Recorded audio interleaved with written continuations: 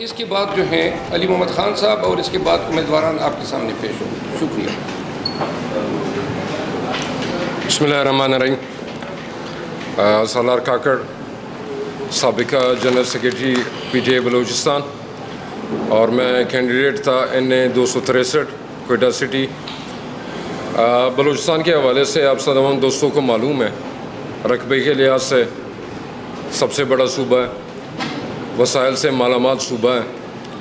बदकिस्मती से वहाँ पे लोग सोने के पहाड़ों पे नंगे पैर चलते हैं। बलूचिस्तान की महरूमियों का किस्सा सुबह शाम TV चैनलों की जीनत बना होता है, सब उस पर बात करते रहते हैं। बदकिस्मती से हालात कभी भी नहीं बदलते हैं। बलूचिस्तान में जो हालात हैं, जिस भी हवाले से मीडिया कवरेज ना मुख्तलिफ हालात की वजह से ना होने के बराबर होती है, सच्चाई लोगों तक पहुंच नहीं पाती। इस वजह से हम यहाँ इस्लामाबाद आए हैं। हम अपने मरकज़ी रहनुमाओं का शुक्रिया अदा करते हैं, उन्होंने हमारी आवाज़ के साथ अपनी आवाज़ मिलाई है, और हमें उम्मीद है कि आपके तवस्सुत से नेशनली और इंटरनेशनली हमारी आवाज़ पहुँचेगी। रिगिंग के हवाले से पहले भी बलूचिस्तान में आपको मालूम है बहुत कंट्रोल्ड इलाका है, हमेशा आवाज़ आती रहती थी।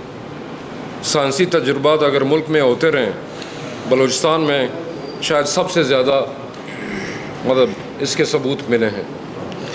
पहले भी रिगिंग होती थी, लेकिन इस बार तो हद कर दी गई है। पहले शायद सियासी जमातें जो है ना उतार चढ़ाव का हिस्सा बनती थी या हिस्सा बनाई जाती थी। इस बार तो तमाम सियासी जमातों को रगेद कर ठेकेदारों को, कब्ज़ा माफिया को, जराइम पेशा लोगों को आगे लाया गया। ये मैं नहीं कहता, ये उन्हीं कैंडिडेट्स के, उनके रिश्तेदारों के वॉइस मैसेजेस वगैरह लीक हुए हैं, जहाँ पे करोड़ों की बात हो रही है। 20 करोड़ से लेकर 1 अरब तक ये सीटें बेची गई हैं, और ऐसे ऐसे लोग सामने लाए गए हैं जो चौथे, पाँचवें, छठे या 7वें या 8वें नंबर पे भी नहीं थे। ये मंडियाँ कब तक सजेंगी? ये सरीना होटल की जो मंडियाँ सजी थी, ये उसका तसलसल है। वहाँ हमारे बड़ों की दस्तार बेची गई, यहाँ हमारे लोगों को बेचा गया है। ये मैं सिर्फ अपने हलके का बता दूँ, ये मेरे पास फॉर्म 45 पड़े हुए हैं। मेरे नीचे 3 प्रोविंशियल सीटें थीं, ये तीनों के जो है फॉर्म 45 मेरे पास मौजूद है। इस फॉर्म 45 के मुताबिक 350 पोलिंग स्टेशन में मेरे 32,000 वोट हैं। मेरे बाद जो 8वें नंबर पे नून लीग के कैंडिडेट हैं, जो बकौल मौलाना फजल रहमान के महमूद खान अशरकज़ई के हक में दस्तबरदार भी हो गए थे, उनको रात को उठाकर बताया गया कि आप जीत गए। उसकी वजूहत ये थी कि सेकंड और थर्ड कैंडिडेट में भी इतना बड़ा मार्जिन था, और वो ख़ानदानी लोग थे, उन्होंने लेने से इनकार कर दिया था। नवाबज़ादा लश्करी रसानी का बयान, उनका प्रेस कॉन्फ्रेंस रिकॉर्ड में मौजूद है कि उनको सुबह 5 बजे उनके घर जाकर उठाया गया कि आप आएँ और ये सीट लें।